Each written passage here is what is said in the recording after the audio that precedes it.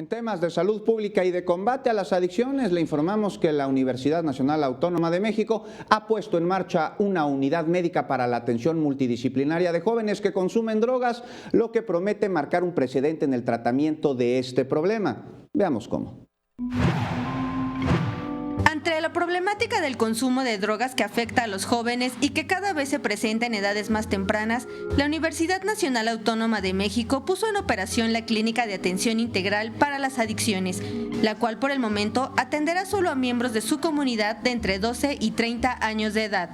Como ustedes habrán escuchado, los problemas de las adicciones generalmente se presentan de manera comórbida con los trastornos como son la depresión, los trastornos de ansiedad, los trastornos como el déficit de atención e hiperactividad. Esto quiere decir que pueden estar presentes las dos entidades patológicas. Y por lo tanto corresponde al área de psiquiatría abordar los problemas para que el paciente tenga un tratamiento multidisciplinario. La atención que recibirán será de manera confidencial y estarán acompañados por psiquiatras especializados en adicciones, trabajadora social psiquiátrica y un psicólogo en terapia conductual contextual. Voy a aplicar unas pruebas, una de ellas es el ASIS. Esta prueba nos permite determinar cuál es el consumo de drogas, alcohol y tabaco.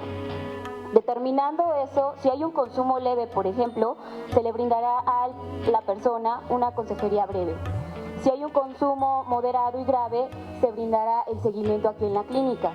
Especialistas indican que si la dependencia no se trata en la adolescencia, habrá 3.2 veces más riesgo de dejar la escuela, 18 veces más a desarrollar dependencia a drogas y 7.6 veces más de riesgo de abuso sexual.